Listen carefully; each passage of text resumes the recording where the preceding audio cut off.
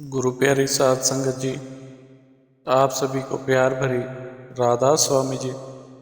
गुरु प्यारी साध संगत जी, आज हम आपको जो साखी सुनाने जा रहे हैं, उस साखी में हमें यह बताया गया है कि हर इंसान सोचता है कि वह जो सामने वाला इंसान है वह हमारे से ज़्यादा सुखी है। हम दूसरे इंसान को ज़्यादा सुखी समझते हैं, लेकिन जब हम उससे इस बारे में पूछते हैं तो वह यही कहता है कि नहीं भाई, मेरे को यह परेशानी है, यह दुख है। इसी तरह उनको कोई और सुखी लगता है, लेकिन उस कुल मालिक ने सबको अपने कर्मों के हिसाब से ही सुख दुख दिए हुए हैं। कर्मों के हिसाब से ही हम को अमीर और गरीब बनाया है और अपने चरणों में लगाया है। साध संगत जी, इसलिए इस साखी को आप अंत तक अवश्य सुने जी। एक कौवा था, वह एक वन में रहता था। उसे कोई कष्ट नहीं था और वह अपने जीवन से पूरी तरह संतुष्ट था। पूरे जंगल में वह कांव कांव करता हुआ घूमता रहता था और उसको वहीं पर जंगल में ही अपने खाने पीने का सामान मिल जाता था। अगर जंगल में कभी कोई शिकारी आ जाता तो कौवा पूरे जंगल में उड़ते उड़ते कांव कांव करता था और सब जानवरों को पता चल जाता था कि जंगल में कोई शिकारी शिकार करने के लिए आ गया है। एक दिन वह कौवा उड़ते हुए वह एक सरोवर के किनारे पहुंचा। वहां पर उसने एक उजले सफ़ेद हंस को तैरते हुए देखा। उस हंस को देखकर वह कौवा बहुत हैरान हो गया और अपने मन में सोचने लगा कि यह हंस कितना सुंदर है, सौभाग्यशाली है और दूध सा सफ़ेद है। इधर मुझे देखो, मैं कितना काला और बदसूरत हूँ।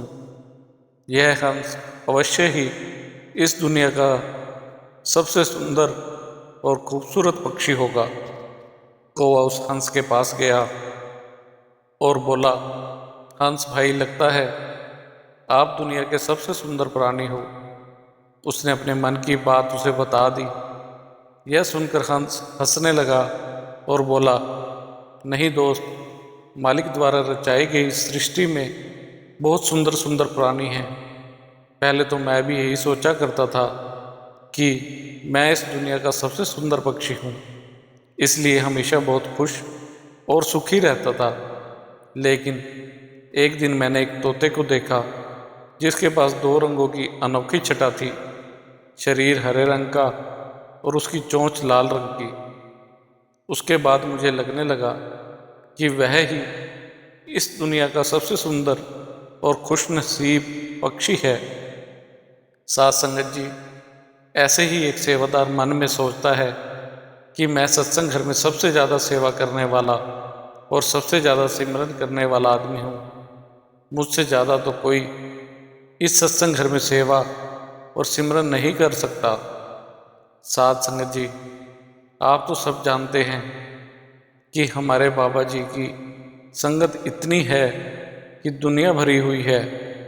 बड़े बड़े सेवादारों और सिमरन करने वालों से हंस की बात सुनने के बाद वह कौवा सीधा उस तोते के पास गया और उसने पूछा कि क्या वह दुनिया का सबसे सुंदर और खुश पक्षी है।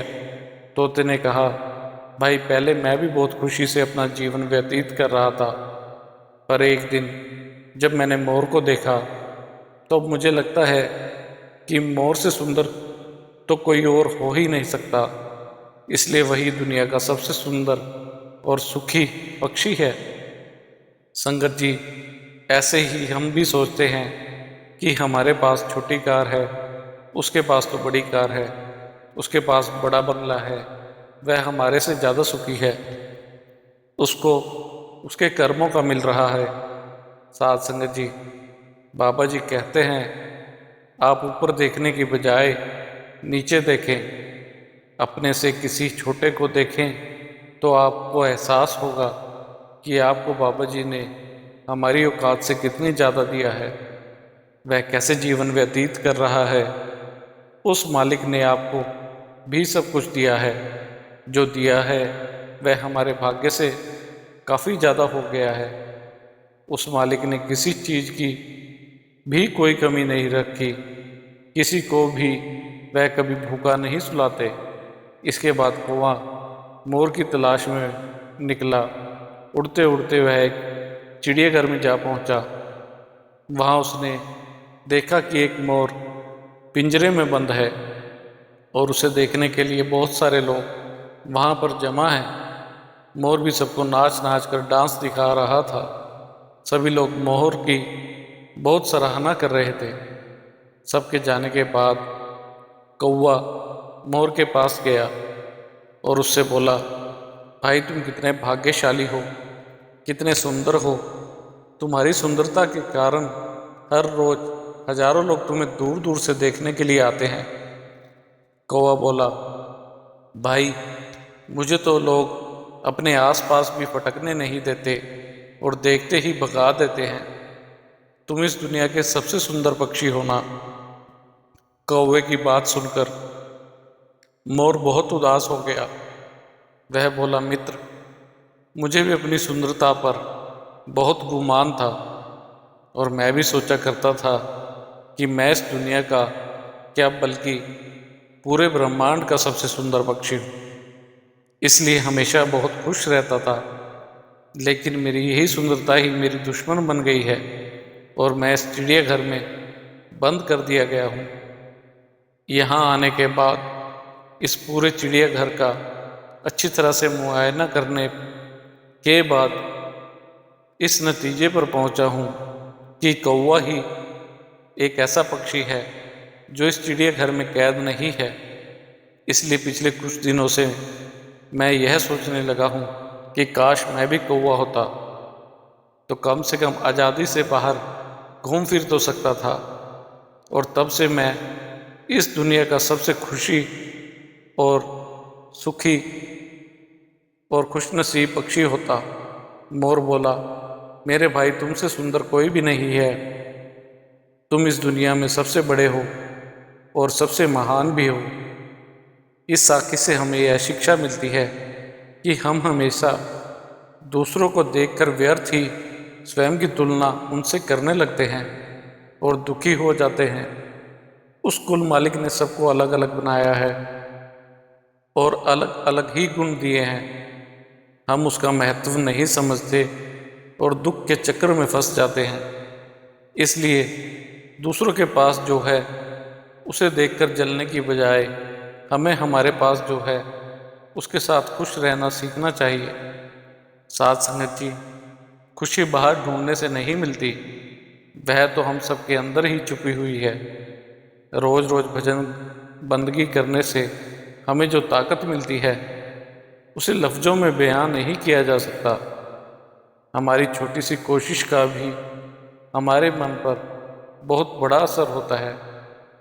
यह बात बाबा जी ने उस समय स्पष्ट कर दी थी जब एक नौजवान ने सवाल जवाब के दौरान कहा कि तुम एक लिखो, आगे की 2 जीरो मैं डाल दूंगा तो 100 बन जाएगा। लेकिन शुरुआत तो हमें ही करनी पड़ेगी। इसलिए साथ संगत जी, अगर हम बाबा जी की तरफ एक कदम चल कर जाएंगे तो वह हमारी तरफ 10 कदम चल कर आते हैं। इसलिए सत्संग सिमरन में लगे रहें और अपने बाबा जी की कही बात का मान रखें और भजन सिमरन को पूरा पूरा समय दें। इसी के साथ इजाज़त चाहते हैं। मिलते हैं फिर एक नई साखी के साथ। राधा स्वामी जी। अगर आपको हमारी आज की ये साखी अच्छी लगी हो तो कमेंट में राधा स्वामी जी अवश्य लिखें और चैनल को सब्सक्राइब करना ना भूलें जी। राधा स्वामी जी।